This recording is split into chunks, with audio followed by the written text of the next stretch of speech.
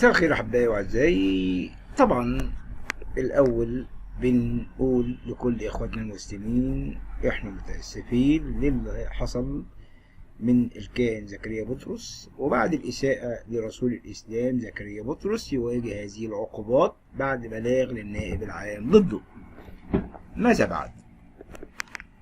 كتب الإعلامي جرجس قدسي: تقدم محمد عبد المنعم السحيمي المحامي بالاستئناف العالي ومجلس الدولة ببلاغ للنائب العام ضد القس المشلوح زكريا بطرس على خلفية إهانة هذا القس المشلوح للرسول محمد والتلفظ بألفاظ سوقية عنهم. وطالب السحيمي في بلاغه بتحريك الدعوى الجنائية في مواجهة هذا القس لينال جزاء ما اقترفه لمخالفة الشرع والقانون. وتفاصيل هذا البلاغ: أول بلاغ للنائب العام ضد القس زكريا بطرس بعد إساءته للرسول الإسلام. وبحسب البلاغ الذي حصل مصراوي عليه فإنه برغم أن حرية الاعتقاد مكفولة للجميع بمقتضى الدستور، إلا أن هذا لا يبيح لمن يجادل في أصول دين من الأديان السماوية وأن يمتهن حرمته وأن يزدريه عن عمد منه، فإذا تبين أنه إنما كان يبتغي بالجدل إثارة المساس بحرمة الدين والسخرية منه بغير أساس، فليس له أن يحتمى من ذلك بحرية الاعتقاد. ويكفي بذلك أن تكون في مجموعة عباراته ما يفيد الآتي: إنه قام بازدراء الأديان، الترويج لأفكار متطرفة بقصد إثارة الفتنة تحت ستارة مموهة ومضلل من الدين، تجدير الصفو العام، الإضرار بالوحدة الوطنية، الإساءة إلى رسول الإسلام. وبحسب نص البلاغ فإن المذكور قد اقترف الأفعال المؤثمة بنص المادة 98 من قانون العقوبات، والتي تنص على أنه يعاقب بالحبس مدة لا تقل عن 6 أشهر ولا تجاوز 5 سنوات، أو بالغرامة كل من استغل الدين في الترويج بالقول أو بالكتابة أو بأي وسيلة أخرى لأفكار متطرفة بقصد إثارة الفتنة أو التحقير أو ازدراء الأديان السماوية أو الطوائف المنتمية إليها أو الإضرار بالوحدة الوطنية. انتظروا معي حتى ترى ما هو جديد ولما حدث لزكريا بطرس. سوف ترى في نهاية الفيديو ما حدث له. كما أعلنت الكنيسة الأرثوذكسية أن زكريا بطرس انقطعت صلته بالكنيسة القبطية الأرثوذكسية من أكثر 18 عاما.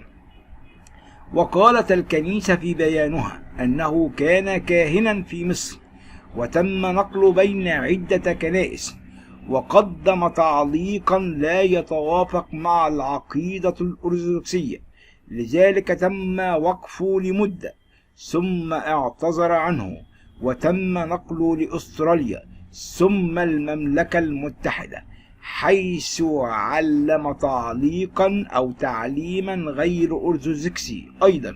واجتهدت الكنيسة في كل هذه المراحل لتقويم فكره، ولكن بدون أي جديد.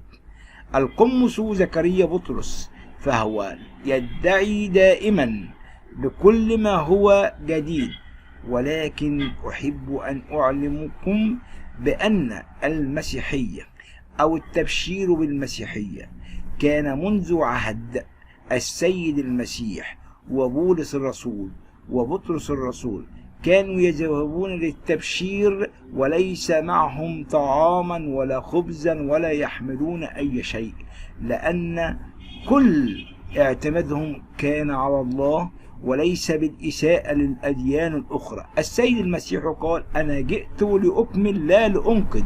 نحن ليس لنا الحق أن ننقذ أي دين آخر، نحن ليس لنا الحق في أن نشوه أي دين آخر.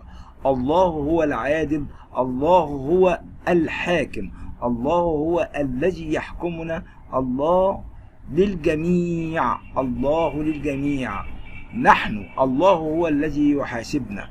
وأنا كمسيح أقول لك يا أيتها القمص زكريا بطرس، كن أكثر أفضل من ذلك، ليس لديك أن تذم في أديان أخرى، ليس لك الحق في أن تهين رسول الإسلام، ليس لك الحق في إهانة أي شخص آخر.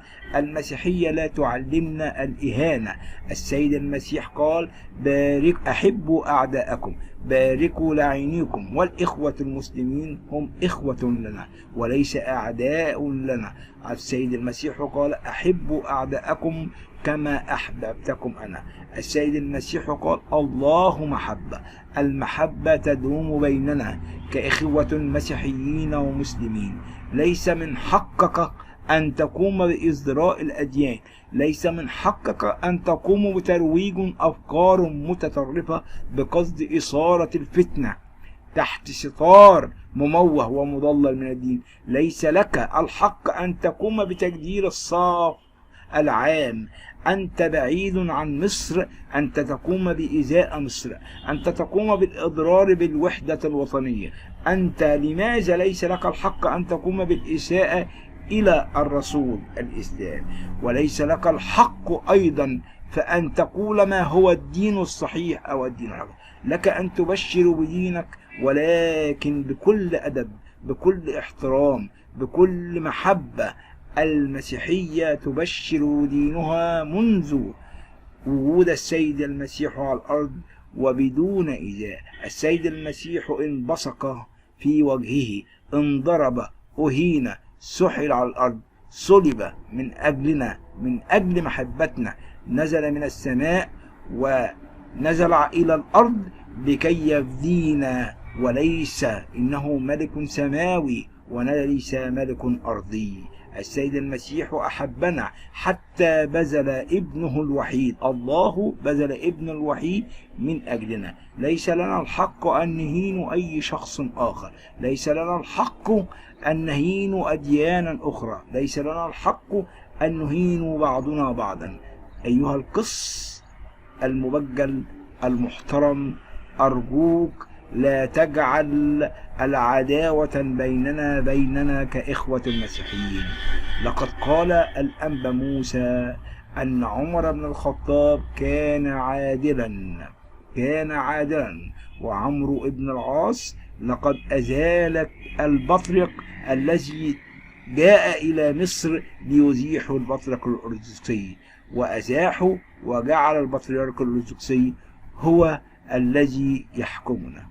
أرجوك أرجوك أرجوك حافظ على الوحدة الوطنية. شكرا لكم أحبائي وأعزائي، ولكم مني كل الحب والتقدير، وسلام الرب يكون معكم. آمين.